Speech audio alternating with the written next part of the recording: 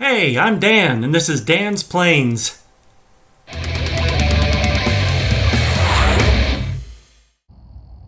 You are live. Alright, so number one, for some reason the radio was, well, it had to be rebound. We're not sure why, but that worked.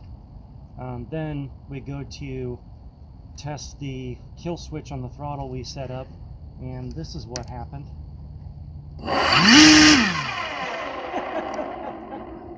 So I was wondering if that was going to come off, if the magnets are going to be strong enough, so that answers that question before we even get up in the air. So I have to replace magnets with screws.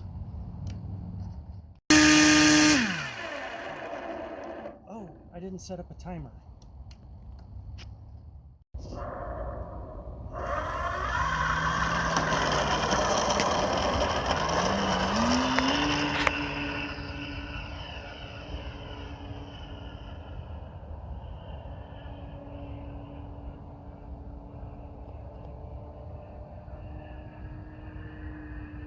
Woo!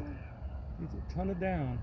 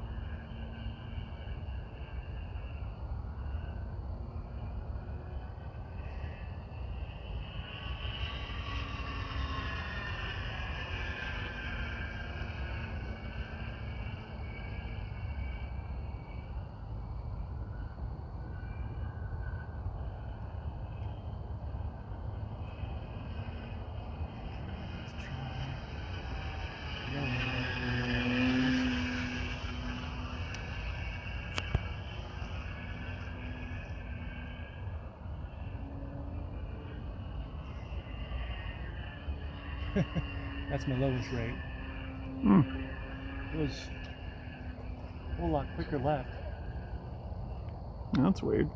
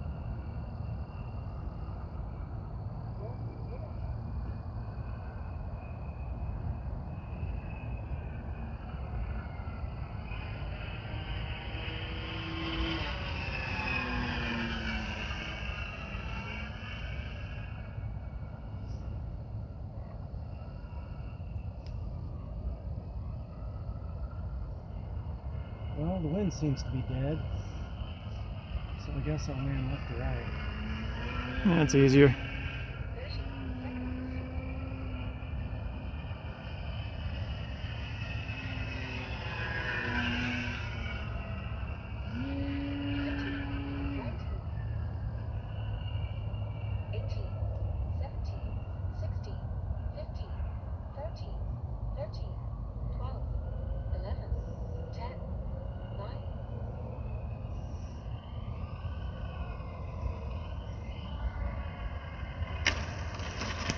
that was a top strike.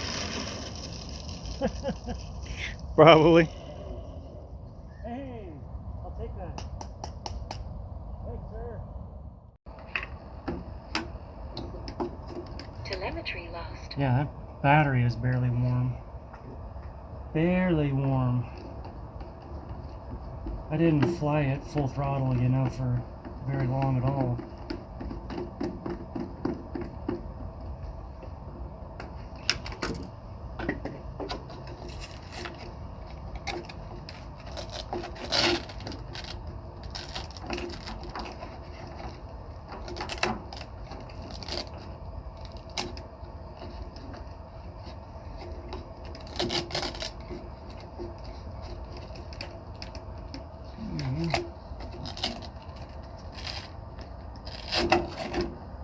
Go.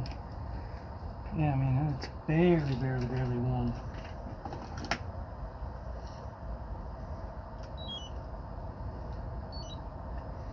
%, 3.93.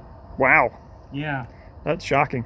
So that was 5 minutes at not full throttle much at all. Here is the post Maiden follow-up of some items. So first of all, the motor sounds really loud, which one guy at the field thinks it's a bearings issue. I've not had a motor sound like this, so I'm not really sure. I've talked to Value Hobby. I bought this at the end of December, and now this is beginning of April, and I'm happy to say they'll exchange it out for me, so I've got to send it back to them. I've got all my parts and pieces labeled, so they're not going to get lost. The other thing is my battery tray was held in by CA and it popped out, so I've now used 30-minute epoxy on it. The other thing was this hatch. The magnets did not hold it at all. It flew right off. So what I've done is put 2 blocks, and I can put in 2 screws to hold that together. These are the screws. So a few things to go through and do. Now I'm out of the Something Extra for probably a week while I get the motor exchanged. Also, if you remember, I had a collet on the back here, and then I had the 2 brass washers, and then it would go to the bearings. So I removed the brass washers first, wondering if they might have made the noise, but no, it was still quite loud. And I think you need washers against the bearings, but I'm still not totally sure. Need to ask the RC groups. All right, so that's it for this. Get those things fixed and get her back in the air. Thanks so much for watching. I'm Dan from Dan's Planes. I just want to share some content about RC planes, something I've been passionate about since childhood. I'm hoping I can teach something to someone, I can start some discussion and learn some things from others. So let's just have some fun and learn some things together. If you enjoyed what you watched, it would really help me out if you could like, subscribe, and share. And if you feel that it helped you out in some way, or it might help future viewers, I'd really appreciate it if you'd visit my Patreon page and become a patron. It's like throwing a $1 tip into a guitar case when you pass by. It helps to fund future content and future projects that I'll be working on. I plan to show some past content. I have some other flights and I have some fly-in events that I've been to. And I also plan to show future flights and future repairs, as well as building ARFs, and if I can ever get back to it, building my top flight Spitfire. So there's a lot of content to come, but it's viewers like you that are able to support what I'm doing, and by doing that, I'm able to spend more time creating that content in the future. So I'd really appreciate it. But either way, thanks for watching, and thanks for any support, and I wish you blue skies and good speed.